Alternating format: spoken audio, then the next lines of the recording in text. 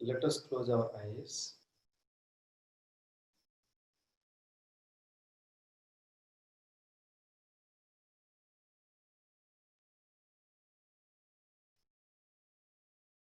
Listen to some of the prayers.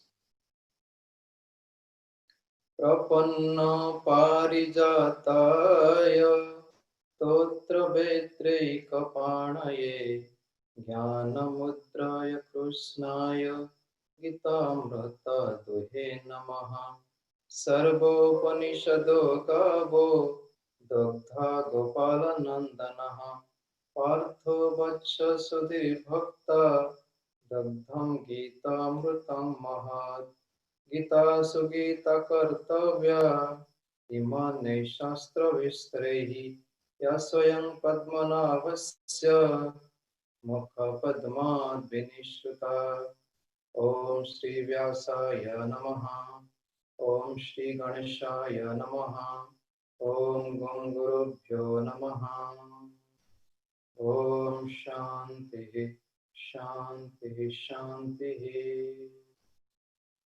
Remembering Mother Gita, remembering Lord Krishna and his foremost devotee disciple Arjuna, remembering Sage Vyasa, Lord Ganesha, and the Gurus. I bow to them. I bow to all of you. Om Tat Om. Good morning, good evening to all of you.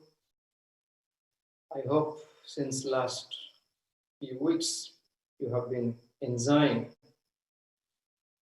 the teachings of the Bhagavad Gita by our Swamis. Previously, you heard from Swami Sahajananda Ji, Swami Ishwarananda Ji, and my name is Swami Vairagyananda. Right now, I am in India, in our ashram in Balighai.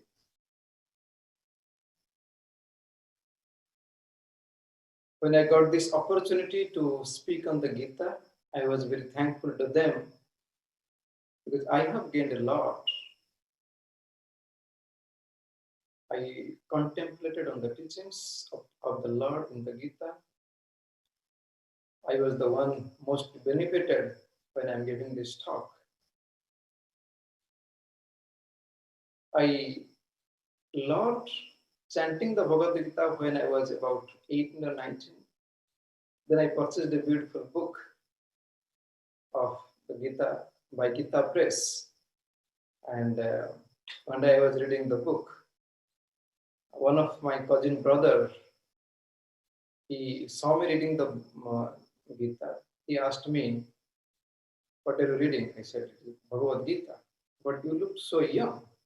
This is mostly for the elderly people." I said, "Why do you say so?" "If you read this, you might become a monk." So now I'm sitting here. I don't think I became a monk because by reading the Bhagavad Gita. Then one day I attended a lecture by our Guruji, and one person asked this particular question: is Bhagavad Gita encouraging people to become a monk? And Guruji's answer was very funny. So he said, "Look, Lord Krishna taught Bhagavad Gita to Arjuna, and both of them are householders.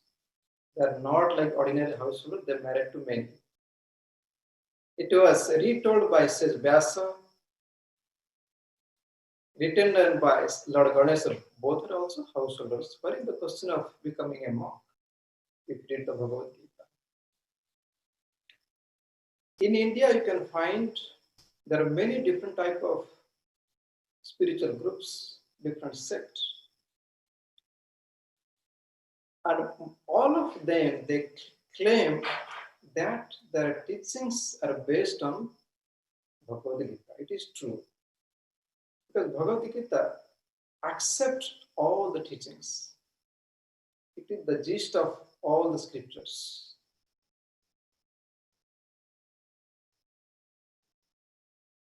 And as we know, that Bhagavad Gita is a part of Mahabharata. And usually when we read the Mahabharata, mostly we read in story form. But it is not the case with the Bhagavad Gita.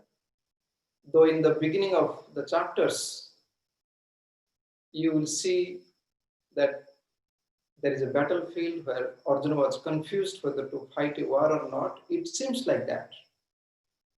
But it is not in the story form.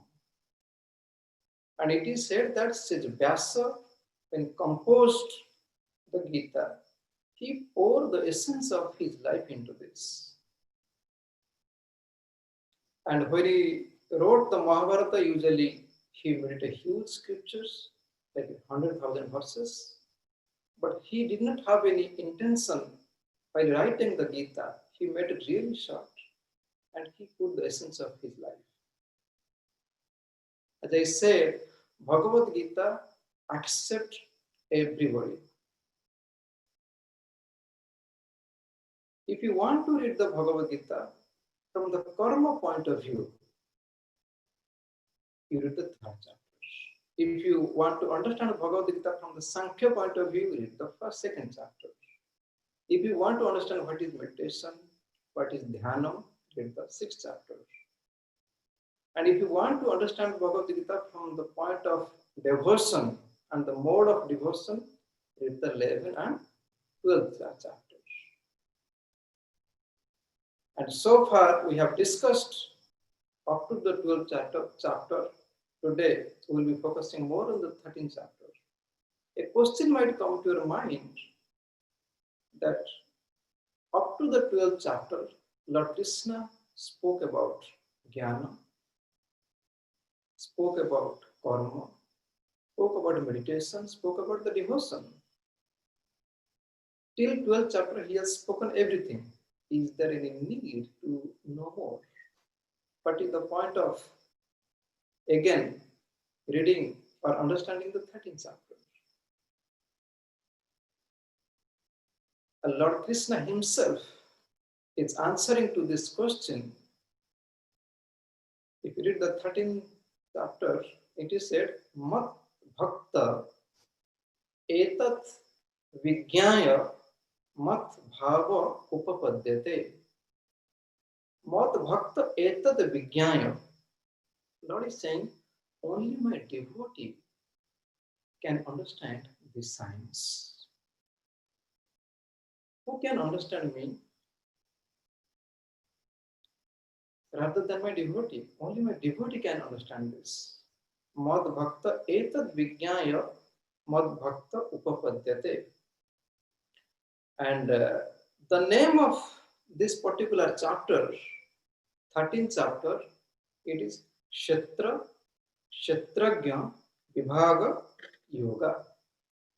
The distinction between the Kshetra and Kshetrajna.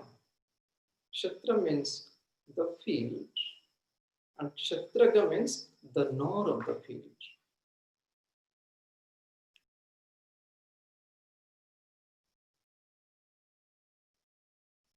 What is field? And who is the knower of all the fields? If you read the 13th chapter, and it is the verse number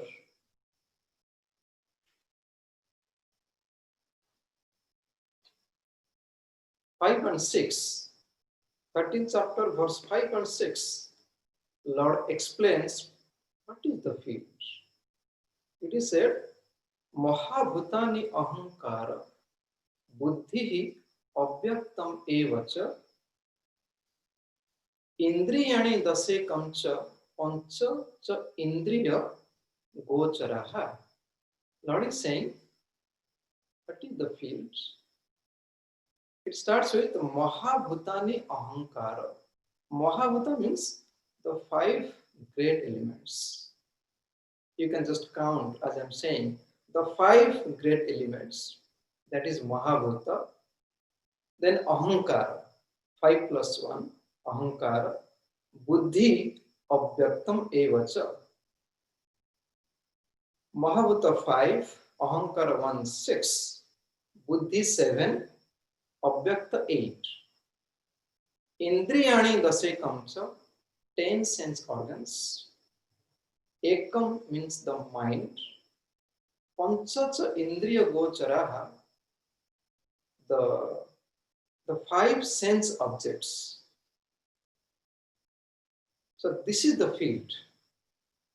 And if you count this number, it is 24 in number. Mahabhuta means the five great elements. Ahankara means the ego. Buddhi means the intellect. Abhyakta means unmanifested. Indriya, the 10 sense, 5 organs of action, 5 organs of perception. These are 10. Ekam means the mind, and the 5 sense object. So all this is becoming number 24, and it is known as Prakruti. And when these 24 elements are further divided into some subtleties, in verse 6, Lord is explaining Ichha, Dvesha, Sukham, Dukkham, Sanghata, Chetana, Dhritihi, Etat Kshatram Samasena Sabhikaram Mudahritam. Ichha, Dvesha, Sukham, Dukkham. Ichha means the desire. Dvesha means the hatred. Sukha means pleasure. Dukkha means the pain. Sanghata means the body. And Dhruti means intelligence. So 24 number, and it is further divided. So this is the field. So this is the field, and who is the knower of all the fields?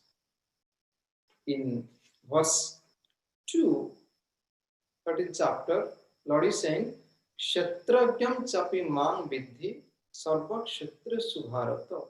I am the knower of all the fields. I am the knower. So these are the fields. The Lord is the underlying principle in all these fields.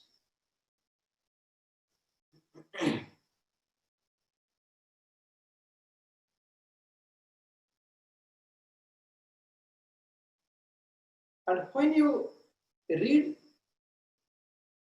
the Kshetra and the Kshetragya, all the 24 in number, it looks a little bit complicated. Now, as a devotee, as a spiritual seeker, one has to adjust to the realities of life. And here, from the verse 7 to 11, in a beautiful way, Lord has explained how a seeker should live. What are the things to practice? So these 5 verses, verse from 7 to 11, Gurudev Paramahamsa Hariharananda Giri, he emphasized a lot that each spiritual seeker should remember, should practice, and to apply in each one's life. And Gurudev emphasized that everybody should remember first. That is, if you see in our ashram, every day we chant the Bhagavad Gita, at least 1 or 2 chapters. And at the end of this, then we chant these few verses. And in these 5 verses, Lord talks of the 20 spiritual qualities. A commentator on the Gita, Sant Gyaneshwar, taking these 5 verses, he composed 700 verses.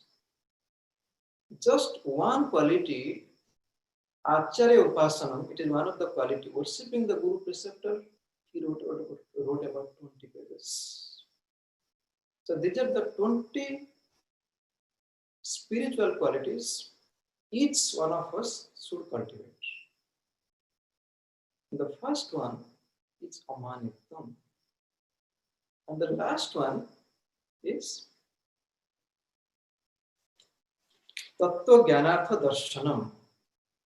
In between there are 23. Sorry, in between 18. The first one is Amanitam, and the last one is Tattva Jnanartha Darshanam. In between there are 18 more qualities. Amanitam means humility. Amanita means no pride. Amanita means no ego. And there is a purpose. Lord putting this, the first quality, Amanitam, if we can cultivate humility, then only we can reach the last stage. Tattva Jnanartha Darshanam, realizing one's own self. What is this Amanitam? Guru said in Bengali, Bode jati hate chao, chota ho tabe. If you really want to be great, learn how to be small. If you really want to be great. So this is the first quality to cultivate Amanitam. Then only we can follow the rest. If you find some more time, please read all these beautiful, the 20 qualities.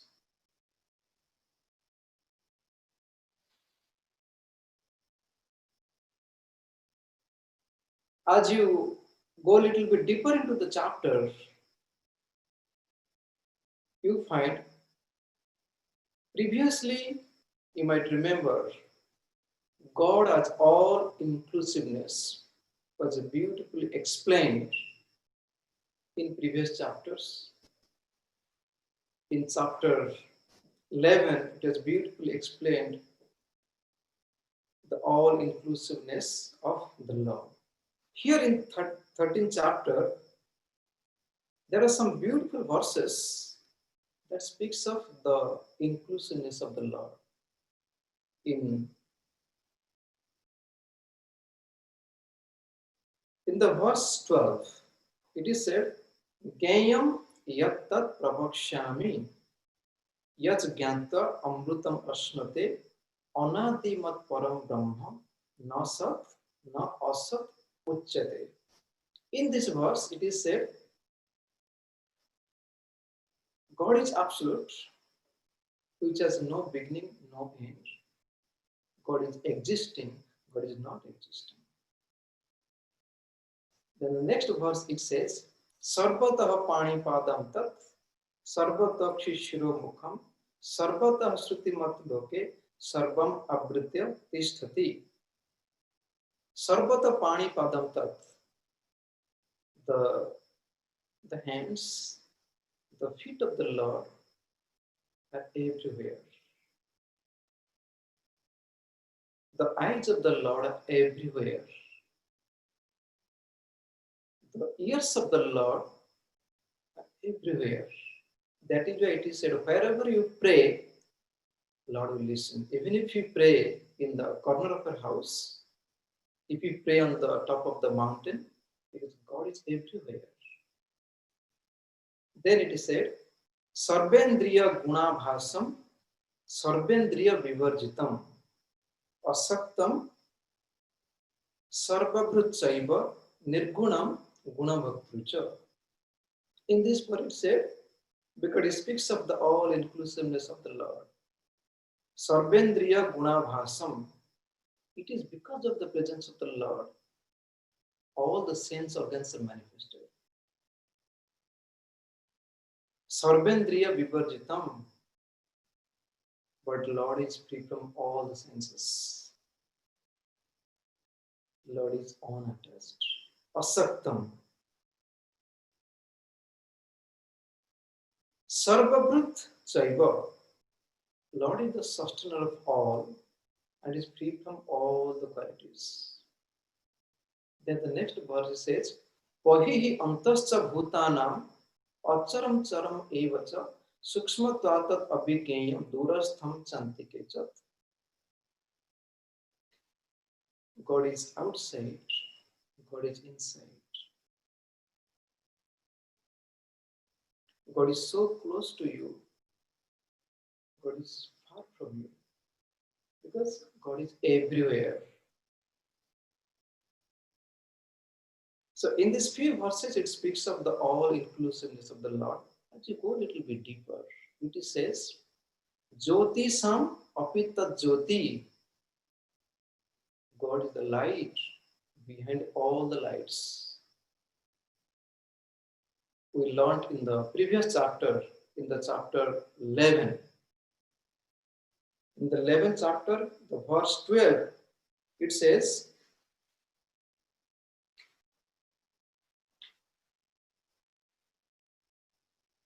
Divi Surya Sahasrasya Bhavet Yuga Padiptita Yadi Vaha Sadrishyasat Bhasastasya Mahatmanaha. Thousands of sun cannot shine before the Lord.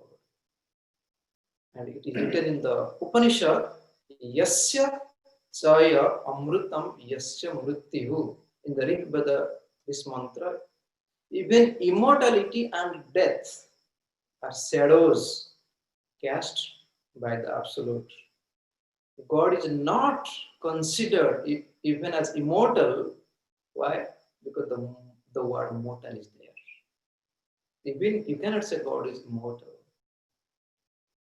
God is beyond everything. As we go a little bit deeper towards the end of the chapter,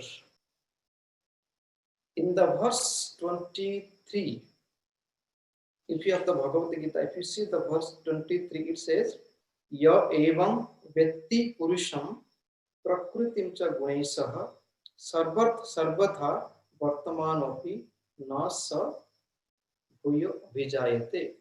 When one knows the Purusha and the Prakruti with its modification, will not take birth in this world of Maya and is not in bondage while busy in his or her play and his liberty. In the verse 24 and 25, though in the 13th chapter, lot of intricacies are explained, but there are some beautiful practices instructed by the Lord. It says, Dhyanena Atmani Pashyanti Kechit Atman Atmana Anya Sankhena Yogena Karma Yogena Chapare. And verse 25, it says, Anye tu eva ajanantaha Shrutva Nevya Upasate Tepi Chati Taranteva Mrutyam Shruti Parayanaha. In these two verses, the Lord is giving few practices. You look at your own mind, you look at your own life, and you accept one of the practice, one of the teachings, and apply in your life. It says, Dhyanena Atmani Pashyanti. Some people meditate. Some people, they practice Sankhya Yoga or a yoga of knowledge. Some people practice Karma Yoga. Some people practice yoga. Some people, they don't practice all this. But what they do, it says, Anne tu eva ajanantaha shrutva neva upasate tepi chati taranteva mrutyam shruti parayanaha. Some people, they just listen from some sense and suggest, and whatever they say, they practice. And by practicing faithfully whatever is taught by the Guru or by the teacher, they also experience the all-inclusiveness of Lord. So as I said, the name of this chapter is Kshetra, Kshetrajna, Vibhaga Yoga. There is one word, Kshetra, we understood. Kshetra means the field. Kshetraga means the knower of the field. There is another word, also it is written in chapter 13, it is Kshetri. It is Kshetri. Kshetra, Kshetri and Kshetrajna. Three words. Kshetra means the field, we understood. And Kshetri and Kshetrajna. So I'll give you an example to understand this. If you go to some of the villages, you find there are people living, there are farmers. So they have a piece of land. So the land is known as Kshetra. Then there is one owner. The person who owns the land is known as Kshetri. And there is one person who owns all the lands. There are some landlords you find. So that person has all the lands. And that person knows all the lands. Kshetra, Kshetri, and Kshetrajna. They are the three beautiful words. And as you go towards the end of the chapter 13, it says, Kshetra Kshetrajna Revam Antaram Jnana Chakshusha Bhuta Prakruti Moksham Cha E Vidvanti Te Param. To understand the difference between the Kshetra and Kshetrajna in the eyes of the knowledge. When you understand this in the eye of the knowledge, then you are free from the play of the Maya and you remain in God. Gurudev, Paramahamsa Hariharananda Ji, our beloved Gurudev, he said, Bhagavad Gita, it is the word of compassion. It is a song of war. To sing this song in the battlefield, to create the courage in the heart of the seeker. Here Bhagavad Gita is sharing the light. In the battlefield of life, when we do not know what to do, like Arjuna, if you know in the first chapter, Arjuna is completely confused. He did not know really what to do. And as you go towards the second chapter, in the beginning of the chapter, you see Arjuna is crying in the battlefield. It is said, Ashra Purna Kulekshanam. Arjuna's eyes were filled with the tears because he was completely confused in the battlefield, he did not know what to do. So in our life, if we face the difficulties and challenges in the life, remembering what Arjuna did, Arjuna sought the blessings of Lord Krishna, requested Lord Krishna to guide him in this difficult period. In the same way, when we are completely confused, we do not know what to do, go back. Ask the Lord. Go back to the Guru who can really guide you in this difficult period of life and guide you and reach the state of ultimate freedom. And here the chapter 13 is reminding us what is the field. And we understood these are the fields, the 20 per number, they are further divided into some subtle aspect. I try to understand this. And the Lord is the one who is beyond or who is behind the fields. So the goal of our life to cross the field, to reach the knower of the field. So this is in brief. We discussed the 13th chapter. Sometimes it is very difficult when you speak on whole chapter in just half hour, because it takes some time to understand the gist of the chapter and to speak. If you just take one verse, it is quite easy to speak. So we'll continue our discussion tomorrow. We'll go into the next chapters. Today we stop here, and thank you so much for listening. Let us close our eyes. Let us remember Lord Krishna and his teachings. As the Lord said towards the end of the 13th chapter, understand the difference. What is the field? Who's the knower of the field? In the eye of the knowledge,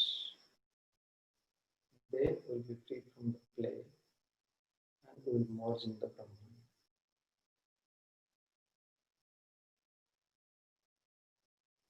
Thank you so much. Let the blessings of God, blessings of Sri Gurudev be upon us all. Thank you.